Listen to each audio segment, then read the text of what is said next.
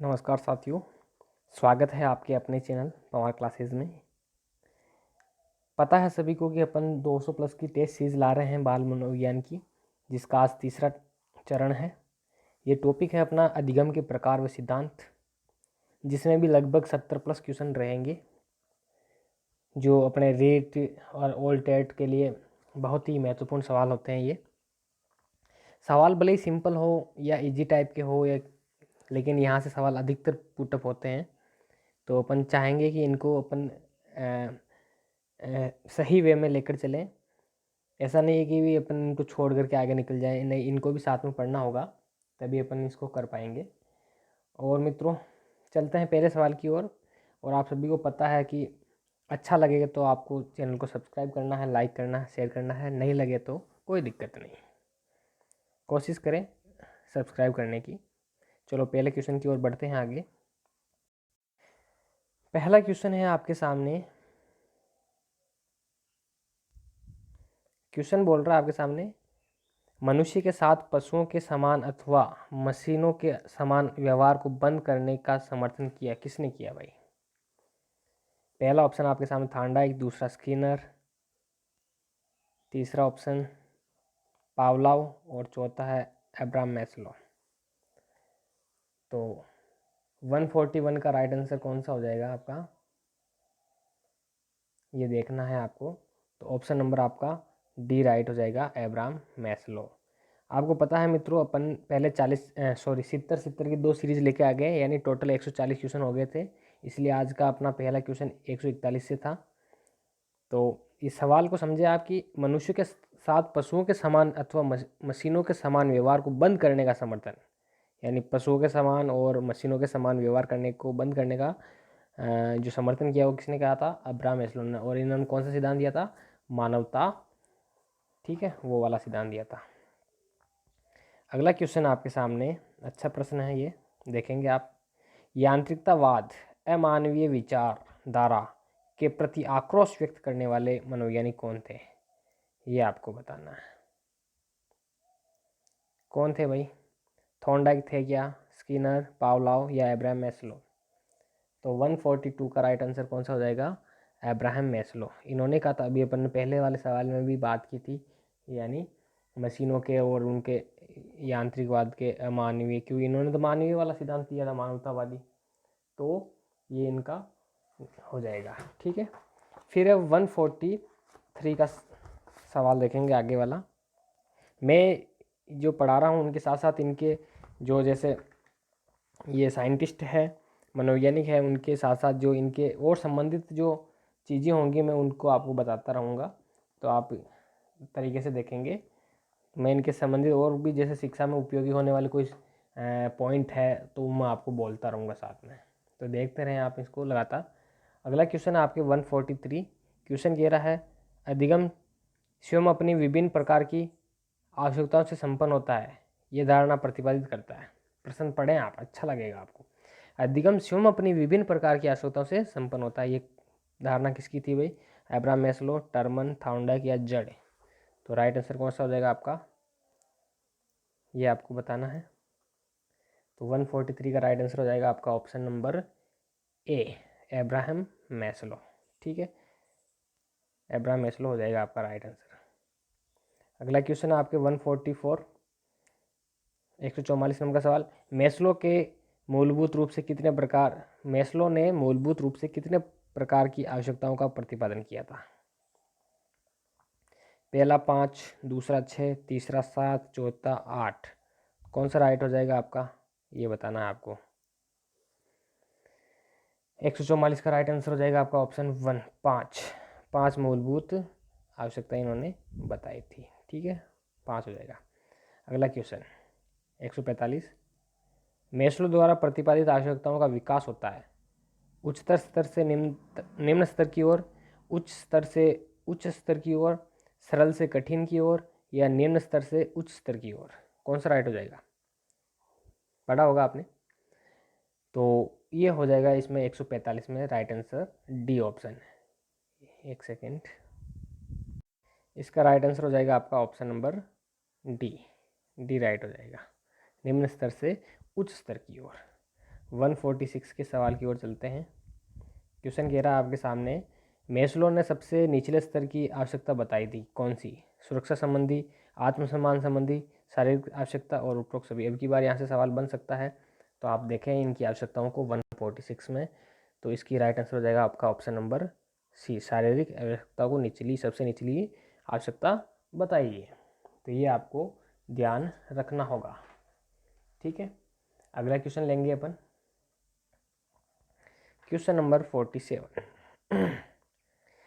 एक सेकेंड, थोड़ा नीचे कर लेता हूँ। भूख, प्यास, निंद्रा, विश्वास, यौन तथा मलमूत्र त्याग है, क्या है ये बताना है आपको। ऑप्शन 1 आपके सामने, सुरक्षा संबंधी आवश्यकताएं, दूसरा मानवीय आवश्यकताएं, तीसरा शारीरिक आवश्यकताएं, चौथा है मानसिक आवश्यकताएं। तो कौन सा राइट हो जाएगा इसका, ये बताना है आपको। तो इसका राइट आंसर हो जाएगा आपका ऑप्शन 147 में ऑप्शन नंबर सी, शारीरिक आवश्यकताएं। भाई शारीरिक आवश्यकताएं ना, शरीर से जुड़ी हुई आवश्यकताएं हैं, तो शारीरिक आवश्यकताएं इसका राइट आंसर हो जाएगा। 148 सवाल देखेंगे, पहले पढ़ लेंगे। द्वितीय स्तर पर मेस्लो ने कौन सी आवश्यकताएं प्रतिपादित की? सेकंड स्तर पर पहला ऑप्शन आपके सामने, संबंध रखने की आवश्यकता, दूसरा शारीरिक आवश्यकता, तीसरा सुरक्षा संबंधी आवश्यकता और चौथा है आपका इनमें से कोई नहीं। तो 148 का राइट आंसर कौन सा होगा आपका? ऑप्शन नंबर सी, सुरक्षा संबंधी आवश्यकताएं। क्या प्रश्न कह रहा था? द्वितीय स्तर में, तो द्वितीय स्तर में आ जाएगा आपका सिक्योरिटी वाला, ठीक है। 149 का सवाल देखेंगे अपन। क्वेश्चन, कानून, न्याय, सामाजिक सुरक्षा, ये आवश्यकता किस क्रम की है भाई? प्रथम, द्वितीय, तृतीय, चतुर्थ। देखो यहाँ से सवाल बन सकते हैं इस बार, तो आप जरूर पढ़ें इनको। तो 149 में ऑप्शन नंबर आपका बी हो जाएगा, कानून, न्याय, सामाजिक सुरक्षा। ये तो अभी अपन ने पहले वाले सवाल में पढ़ा था, सुरक्षा की आवश्यकता सेकंड आवश्यकता थी, तो यहाँ पे उत्तर आपका दूसरा हो जाएगा, सेकंड यानी द्वितीय। 50 नंबर का सवाल देखेंगे आप। प्यार व दूसरों से संबंधित रहने की आवश्यकता कौन सी है? पहली, दूसरी, तीसरी, चौथी। तो 150 का राइट आंसर हो जाएगा आपका ऑप्शन नंबर 3, तीसरी अवस्था। फिर अगला 151, उपलब्धियां और प्रसिद्धि पाना, ये कौन से स्तर की आवश्यकता है भाई? अच्छा प्रश्न है, देखेंगे, ऑप्शन पढ़ें आप। प्रथम, द्वितीय, तृतीय या चतुर्थ। तो 151 का राइट आंसर हो जाएगा आपका ऑप्शन नंबर बी, चौथी अवस्था, ठीक है। उपलब्धियां और प्रसिद्धि पाना एक कौन से स्तर की आवश्यकता है? चौथे नंबर के स्तर की आवश्यकता है। अगला क्वेश्चन 152 देखेंगे सवाल को। उपलब्धि व प्रसिद्धि पाने की आवश्यकता को मेस्लो ने क्या नाम दिया था? अच्छा प्रश्न पूछ लेता है। पहला ऑप्शन सुरक्षात्मक आवश्यकता, दूसरा संबंधित रहने की आवश्यकता, तीसरा आत्मसम्मान की आवश्यकता, चौथा है अभिव्यक्ति की आवश्यकता। तो इसका राइट आंसर कौन सा हो जाएगा आपका, ये वो आपको बताना है। तो 152 का राइट आंसर कौन सा होगा? कौन सा होगा? ऑप्शन नंबर सी, आत्मसम्मान की आवश्यकता। ऑप्शन नंबर 3 आपका राइट हो जाएगा। अगला क्वेश्चन, प्रश्न अच्छा है भाई। मेस्लो द्वारा प्रतिपादित अंतिम आवश्यकता का नाम है आत्मसम्मान, आत्माभिव्यक्ति, सुरक्षा या शारीरिक। तो इसका राइट आंसर कौन सा होगा, ये आपको बताना है। 153 का राइट आंसर कौन सा हो जाएगा? 153 का राइट आंसर हो जाएगा आपका ऑप्शन नंबर बी, मेस्लो द्वारा प्रतिपादित अंतिम आवश्यकता। ऑप्शन नंबर बी राइट हो जाएगा, आत्मा अभिव्यक्ति। ओके, तो ये आपका राइट आंसर हो है। फिर चलते हैं 154 की ओर। मैं इससे संबंधित और भी, अभी जैसे ये सवाल लगातार अच्छे आ रहे हैं मेस्लो से संबंधित, तो मैं आपको बता नहीं रहा हूँ। बाकी अगर अन्य किसी मनोवैज्ञानिक के सिद्धांत के सवाल आएंगे तो मैं उनके संबंध में और भी चीज़ें बताऊंगा, क्योंकि ये मेस्लो के तो इस सवालों में उनके जो शाखाएँ थी या उनके स्तर थे वो आ रहे हैं, तो मैं बता नहीं पा रहा हूँ, वो बताने की जरूरत भी नहीं, क्योंकि वैसे ही आ रहे हैं।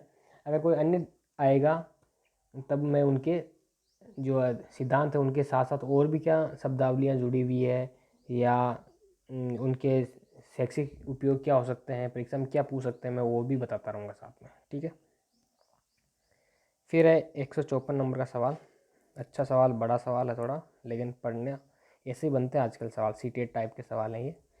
अधिगम को एक ऐसी प्रक्रिया के रूप में परिभाषित किया जा सकता है जिसके माध्यम से व्यक्ति विशेष द्वारा अपने व्यवहार में ऐसे परिवर्तन लाए जाते हैं जो उसे परिस्थिति विशेष में उसकी या अन्य मूलभूत आवश्यकता की पूर्ति में सहायक होती है।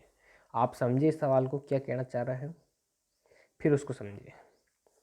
सवाल कह रहा है तो ये अभिव्यक्ति किसकी है, यानी डेफिनेशन किसकी है? पहला ऑप्शन कार्ल रॉजर्स, दूसरा अब्राहम मैस्लो, तीसरा थॉर्नडाइक, चौथा उपरोक्त सभी। तो इसका राइट आंसर आपको बताना है, कौन सा राइट हो जाएगा।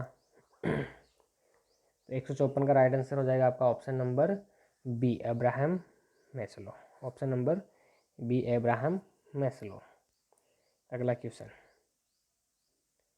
प्रश्न पढ़े 155। अधिगम व्यवहार हेतु उसकी आंतरिक आवश्यकताओं को संपादित करना चाहिए, ये विचार किसका है? तो ये विचार आपको बताना है 155 में। पहला ऑप्शन आपके सामने रॉजर्स ने, दूसरा मैस्लो ने, तीसरा थॉर्नडाइक ने, चौथा उपरोक्त सभी ने। तो इसका राइट आंसर हो जाएगा 155 में ऑप्शन नंबर बी, मैस्लो साहब। कौन हो जाएगा राइट आपका? मैस्लो। ठीक है, अगला चलते हैं 156 की ओर। अच्छा प्रश्न है, विद्यार्थी को न तो पुरस्कार देना चाहिए और न ही किसी प्रकार का पुनर्वरण, ये मत किसका है भाई? मैस्लो, टॉलमैन, रॉजर्स या उपरोक्त सभी ने। तो 156 का राइट आंसर हो जाएगा आपका ऑप्शन नंबर 1, मैस्लो साहब। कौन हो जाएगा राइट? मैस्लो। मैस्लो सर कहते हैं कि न तो जो स्टूडेंट है उसको पुरस्कार देना चाहिए और ना ही उसको पुनर्वरण देना चाहिए। ये कहने वाले कौन है, और पुरस्कार और पुनर्वरण देने वाले कौन थे वो भी आपको याद रखना चाहिए, क्योंकि अपन पहले पढ़ चुके हैं उस चीज़ को। फिर अगला क्वेश्चन है, अधिगम हेतु आत्म प्रतिष्ठा, आत्मसंप्रति, आत्म विकास पर बल दिया किसने? रॉजर्स ने, मैस्लो ने, थॉर्नडाइक ने या सभी ने? तो 157 का राइट आंसर हो जाएगा ऑप्शन नंबर बी, मैस्लो। कौन है? मैस्लो। ठीक है, मैस्लो आपका राइट हो जाएगा। फिर है 158 प्रश्न, अच्छा है। शिक्षा को बाल केंद्रित बनाने पर बल देने वाला सिद्धांत, इंपॉर्टेंट। शिक्षा को बाल केंद्रित बनाने पर बल देने वाला सिद्धांत कौन सा है? इसको इंपॉर्टेंट कर ले।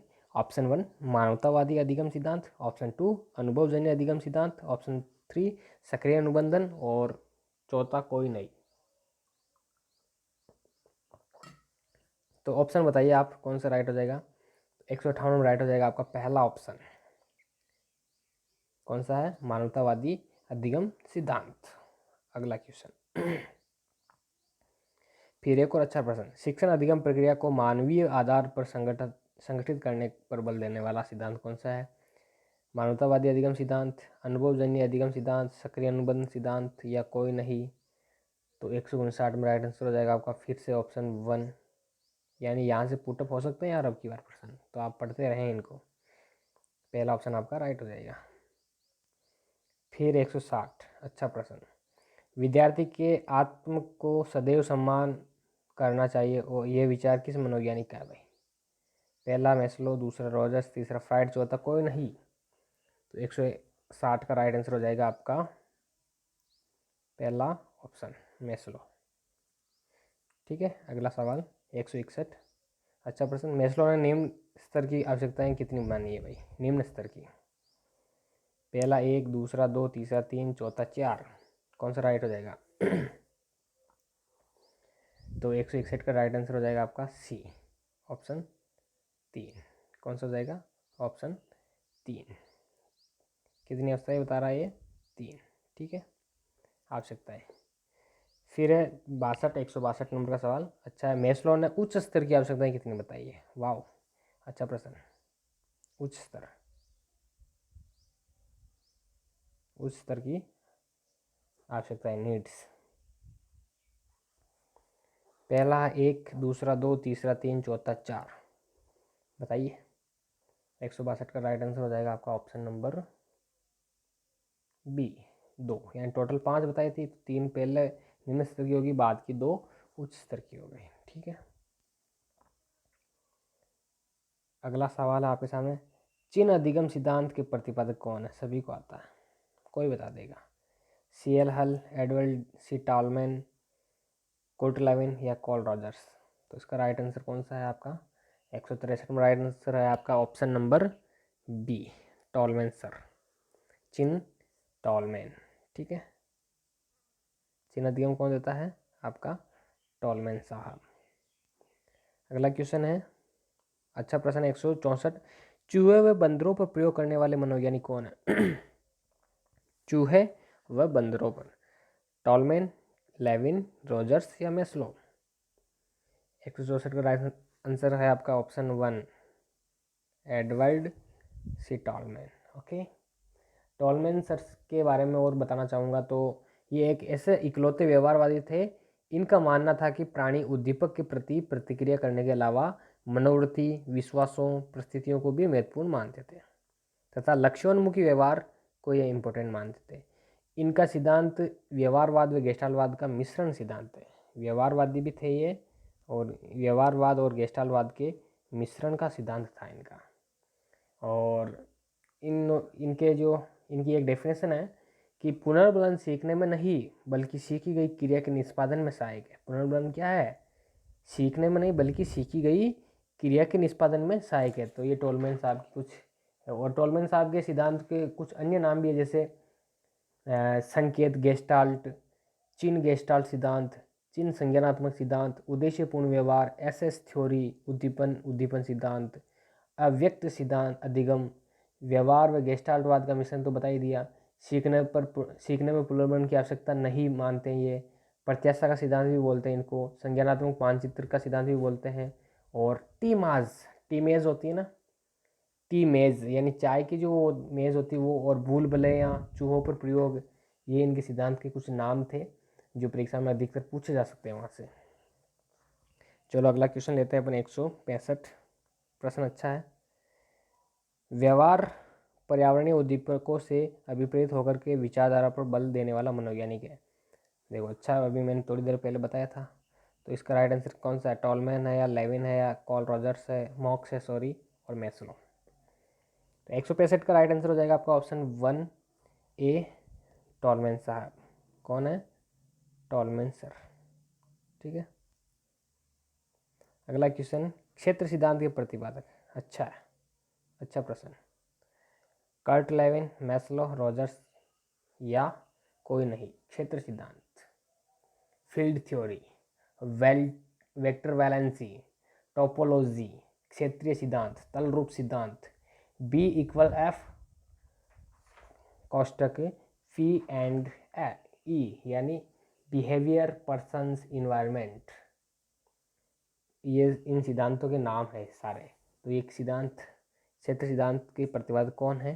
तो आप बता देंगे सीधा सा, मुझे पता है।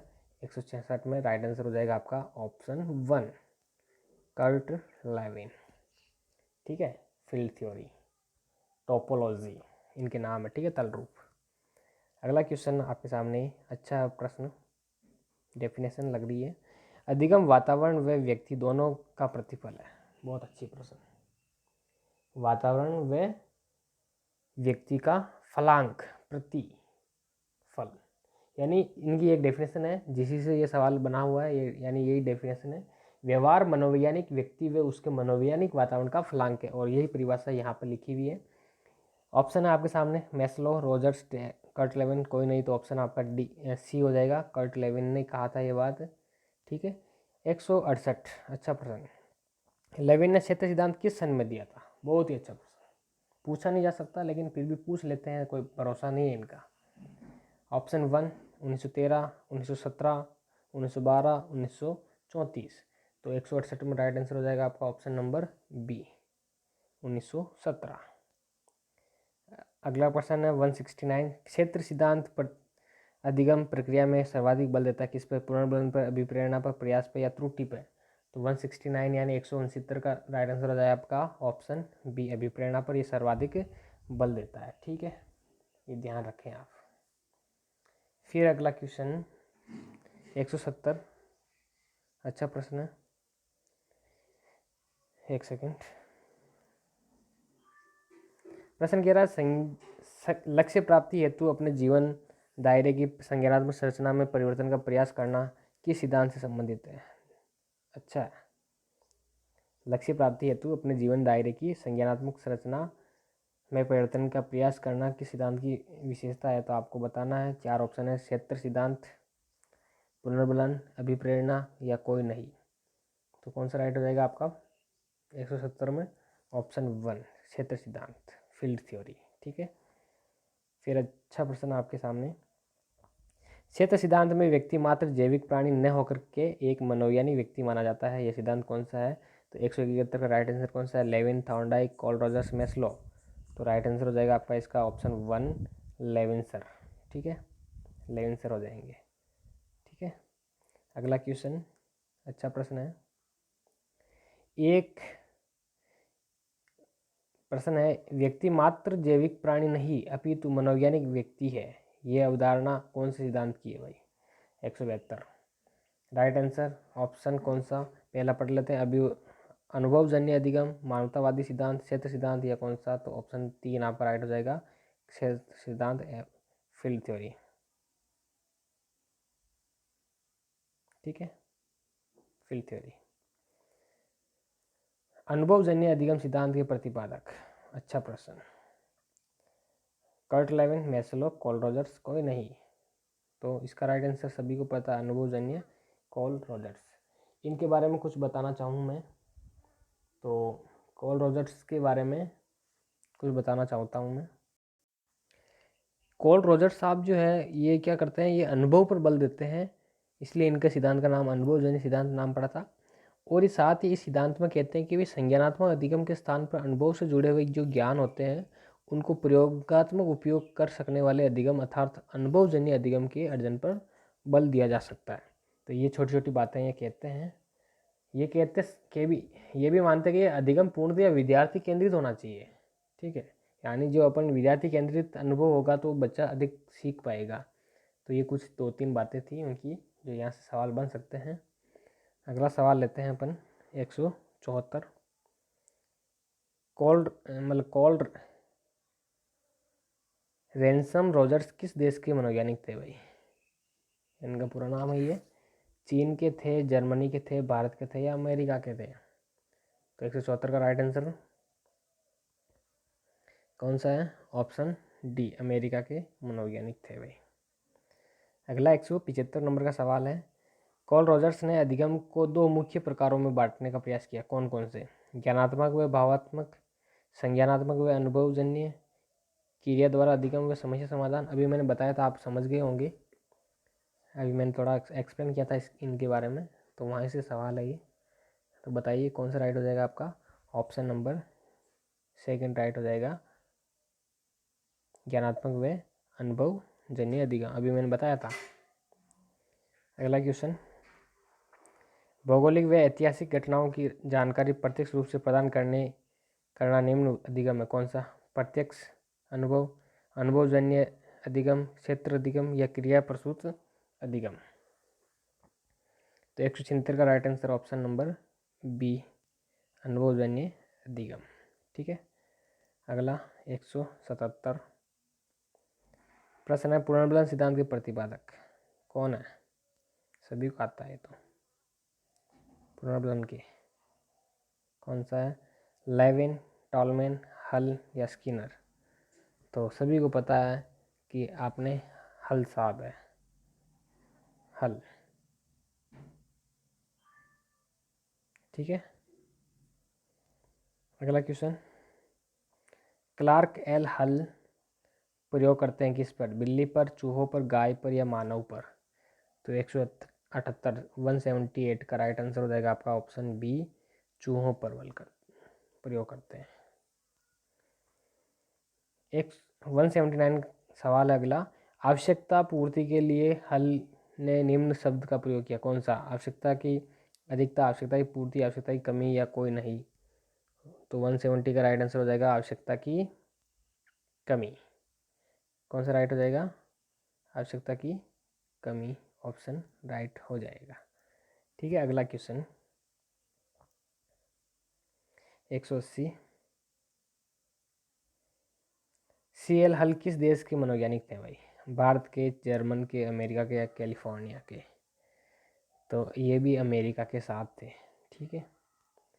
181, अच्छा प्रश्न। अधिगम की गति में तीव्रता में मंदता प्रदर्शित किया जा सकता है उपलब्धि की सहायता से, पुनर्वलन की सहायता से, अधिगम वक्र की सहायता से या कोई नहीं? तो 181 का राइट आंसर हो जाएगा आपका ऑप्शन नंबर सी, अधिगम वक्र की सहायता से। प्रश्न बनते हैं भाई यहाँ से। 182, अच्छा प्रश्न है, देखेंगे। अधिगम की गति अधिक होने पर बनता है ऋणात्मक वक्र, धनात्मक वक्र, समांतर वक्र या कोई नहीं? तो 182 का राइट आंसर हो जाएगा आपका ऑप्शन नंबर 2, धनात्मक वक्र, यानी अधिगम की गति अधिक होने पर। ठीक है। अगर ज़्यादा अपन अधिगम सीख पाएंगे, जल्दी जल्दी सीख पाएंगे तो अपना धनात्मक ही होगा। फिर अधिगम की गति शून्य होने पर बनता है ऋणात्मक वक्र, धनात्मक वक्र, समांतर वक्र या कोई नहीं? गति शून्य हो जाएगी तो क्या बनेगा बताइए? तो 183 में ऑप्शन 1 हो जाएगा आपका ऋणात्मक वक्र। फिर 184, अच्छा प्रश्न है। अधिगम में उन्नति व अवनति के साथ कभी अधिक अधिगम में उन्नति व अवनति के साथ कभी अधिगम पूर्णतया रुक जाता है, अधिगम बिल्कुल रुक जाता है, तो इसे क्या कहते हैं? अधिगम पठार, अधिगम बाधा, अधिगम प्रयास या अधिगम वक्र? तो 184 का राइट आंसर हो जाएगा ऑप्शन 1, अधिगम पठार। प्रश्न पढ़ेंगे। स्थानांतरण में एक उपस्थिति में अर्जित ज्ञान, प्रशिक्षण, आदतों को किसी दूसरी परिस्थिति में स्थानांतरित किए जाने का उल्लेख होता है। ये परिभाषा प्रस्तुत की किसने? क्रोवेक्रो ने, सोरेनसन ने? दो ही ऑप्शन है यहाँ, तो इसमें राइट आंसर हो जाएगा आपका ऑप्शन 1, सॉरी ऑप्शन 2, सोरेनसन ने ये बात कही थी। ठीक है, ये याद रखें। फिर 186, जब एक परिस्थिति में सीखा ज्ञान दूसरी ज्ञान अर्जित करने में सहायक होता है तो उसे कौन सा स्थानांतरण कहते हैं भाई? तो 186 में राइट आंसर हो जाएगा आपका ऑप्शन ए, सकारात्मक। ठीक है, आगे देखने की जरूरत ही नहीं है। अगला सवाल है 187, जब एक परिस्थिति में अर्जित ज्ञान या कौशल नवीन ज्ञान हेतु बाधक सिद्ध हो तो वह कौन सा स्थानांतरण कहलाएगा? बाधा है तो सीधी सी बात है, आप सीधा आंसर कर लेंगे ऑप्शन बी, नकारात्मक। इन दोनों को पढ़ने की जरूरत ही नहीं है।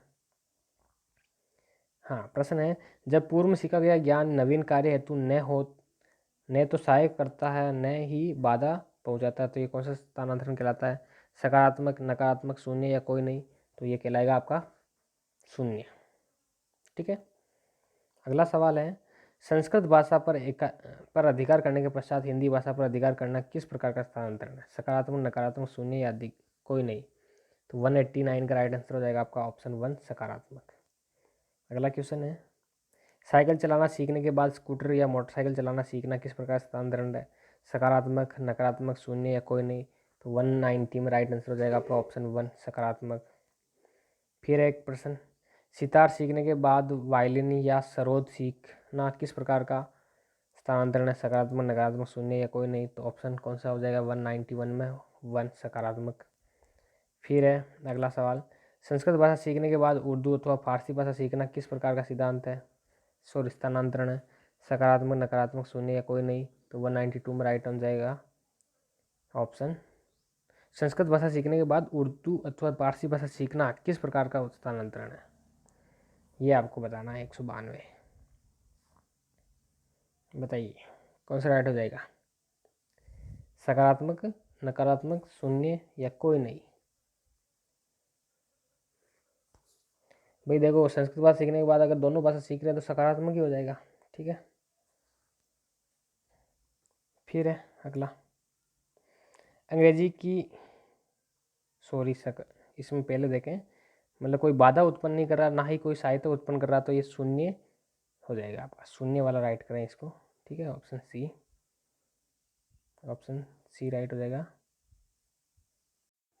ऑप्शन सी राइट हो जाएगा आपका। ठीक है, अगला चलते हैं। अंग्रेजी की बोर्ड पर टाइपिंग सीखने के बाद उसी पर हिंदी टाइपिंग सीखना किस प्रकार का स्थानांतरण है? सकारात्मक, नकारात्मक, शून्य या कोई नहीं? तो 193 में राइट आंसर हो जाएगा आपका ऑप्शन बी। सॉरी।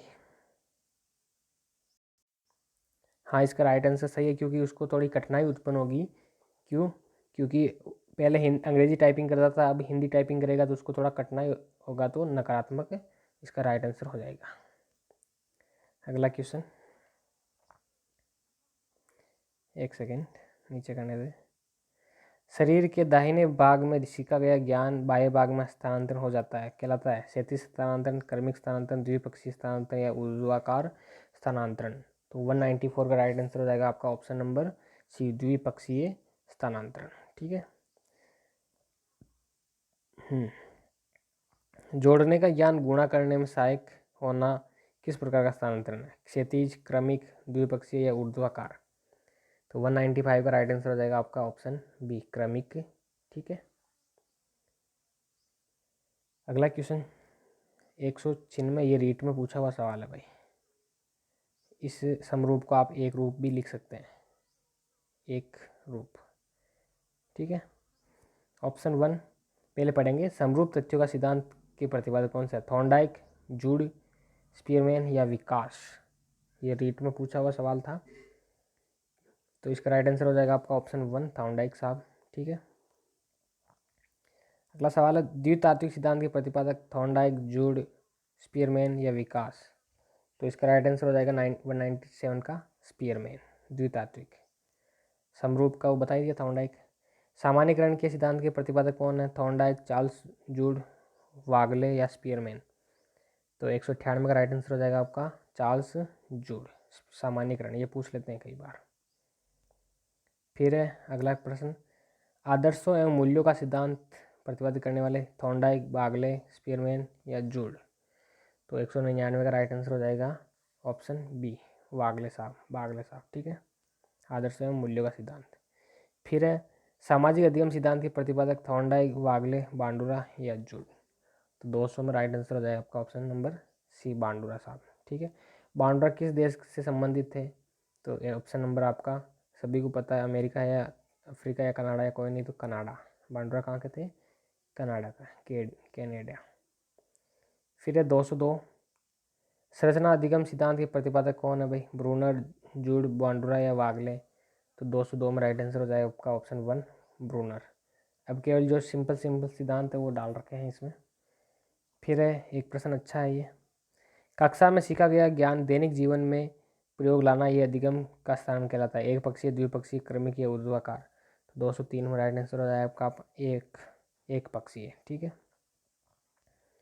204 परिभाषा है, सीखना आदतों, ज्ञान एवं वृत्तियों का अर्जन है, ये किसने कहा था? वुडवर्थ, क्रोएनक्रो, किंग्सले व गेरी या स्किनर। 204 में राइट आंसर हो जाएगा आपका ऑप्शन बी, क्रो।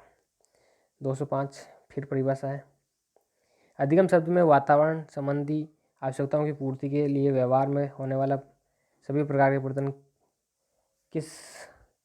ये परिभाषा किसने दी थी? क्रो, गार्डनर, मर्फी, किंग्सले व गेरी या स्किनर।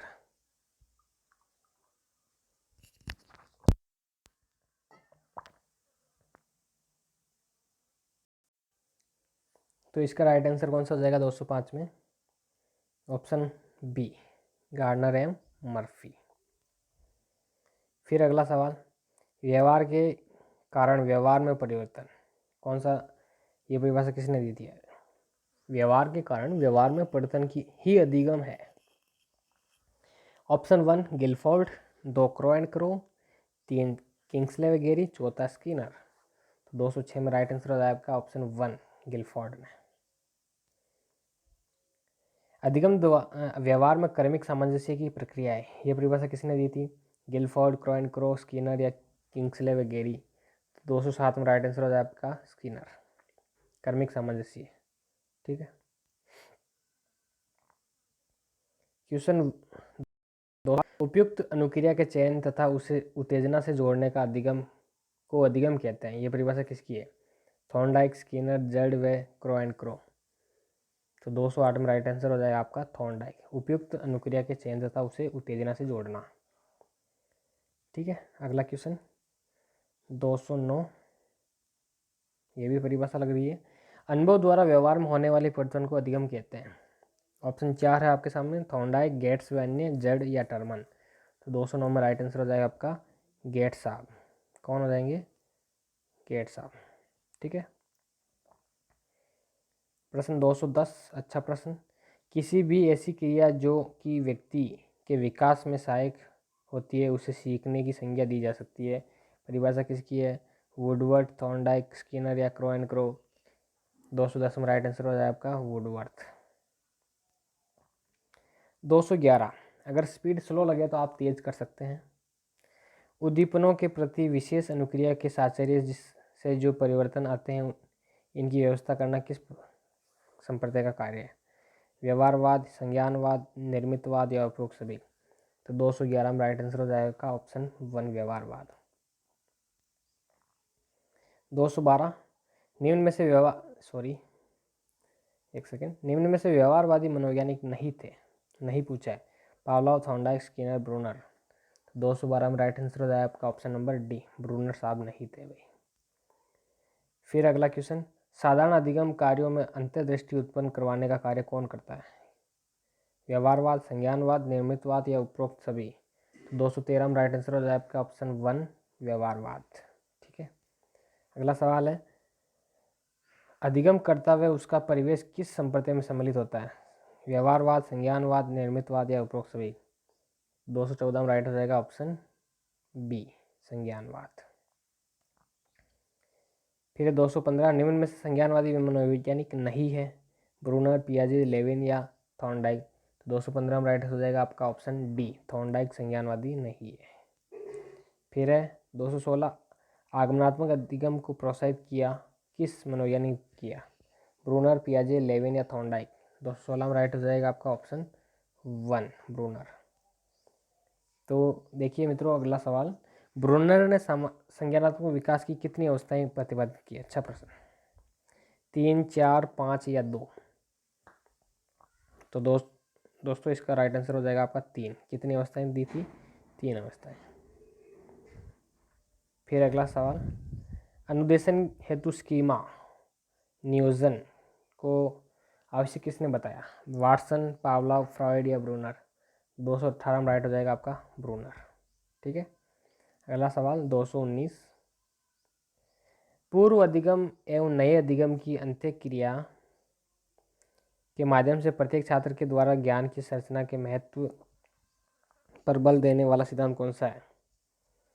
व्यवहारवाद, संज्ञानवाद, निर्मितवाद या उपरोक्त सभी। तो 219 में राइट आंसर हो जाएगा आपका ऑप्शन नंबर 3 निर्मितवाद। 220 देखेंगे मित्रों, कौन सा सिद्धांत मानता है कि ज्ञान पहले से ही छात्र के मानसिक संरचना में विद्यमान है? ऑप्शन 1 व्यवहारवाद, संज्ञानवाद, निर्मितवाद या उपरोक्त सभी। तो 220 में राइट हो जाएगा आपका ऑप्शन नंबर सी निर्मितवाद। फिर अगला क्वेश्चन है, नियमिकरण, अनुवाद, अनुप्रयोग किस अनुक्षेत्र से संबंधित है? ज्ञानात्मक, भावात्मक, क्रियात्मक या उपरोक्त सभी। तो ऑप्शन इसका राइट हो जाएगा नियमिकरण, अनुवाद, अनुप्रयोग, ये सब किससे संबंधित है? ज्ञानात्मक से। ठीक है। 222 देखेंगे अपन, अच्छा प्रश्न। सोचना, विचारना, तर्क, विश्लेषण, संश्लेषण किस अनुक्षेत्र से संबंधित है? ज्ञानात्मक, भावात्मक, क्रियात्मक या उपरोक्त सभी। तो 222 में राइट हो जाएगा आपका कौन सा? सोचना वगैरह, ये तर्क करना सब क्या है? ज्ञान से संबंधित है, तो ज्ञानात्मक है। 223 सेकेंड लास्ट क्वेश्चन आज का। तो मित्रों, अगर एक बात बता देता हूँ मैं पहले आपको कि आप जो भी ये वीडियो देख रहे हैं ना, उसके साथ साथ आप इसके डिस्क्रिप्शन में भी जाया करें। कि अगर डिस्क्रिप्शन देखेंगे तो वहाँ पर आपको अन्य वीडियो के लिंक भी मिलेंगे। आप टॉपिक वाइज उन लिंकों को खोल करके आप डायरेक्ट उस टॉपिक पे जा करके उस वीडियो को देख सकते हैं, ताकि आपको बार बार ढूंढने की ज़रूरत ना पड़े। आप कोई सा भी मेरा वीडियो देखोगे उसमें सब जगह लिंक डाल रखे हैं। आप किसी भी टाइप का वीडियो देखें, आप उस डिस्क्रिप्शन में जा करके देखेंगे तो आपको अन्य वीडियो के लिंक भी मिलेंगे, ताकि आप वहाँ से भी आप दूसरे वीडियो देख सकते हैं। तो ये मैंने एक सीधी सी सुविधा दी है आपको कि डायरेक्ट आप ढूंढने की ज़रूरत नहीं पड़ती कि आप टाइप करो और फिर वो वातावरण वाला निकालो या विकास का निकालो या कोई अन्य सिद्धांत का निकालो। आप डायरेक्ट वहाँ लिंक में जाइए, तुरंत आप देखिए तो आप सीधा वहाँ पे आपको मिल जाएगा। प्रश्न है आपके सामने 223, मनोशारीरिक वे गत्यात्मक क्रियाओं से संबंधित अनुक्षेत्र है। यानी शरीर से पूछ रहा है और गत्यात्मक की, तो कौन सा राइट हो जाएगा इसका? ज्ञानात्मक, भावात्मक, क्रियात्मक या उपरोक्त सभी। तो भाई गत्यात्मक है तो क्रिया करेगा वो, तो 223 में राइट हो जाएगा आपका ऑप्शन नंबर सी, क्रियात्मक। ठीक है। फिर लास्ट एंड फाइनल सवाल आज का, कल्पना करना, प्रेम करना, घृणा करना अनुक्षेत्र किस अनुक्षेत्र से संबंधित है? ज्ञान, भाव या क्रिया? तो कल्पना करना, प्रेम करना ये सब क्या है? घृणा करना सब क्या है? भावात्मक क्रिया।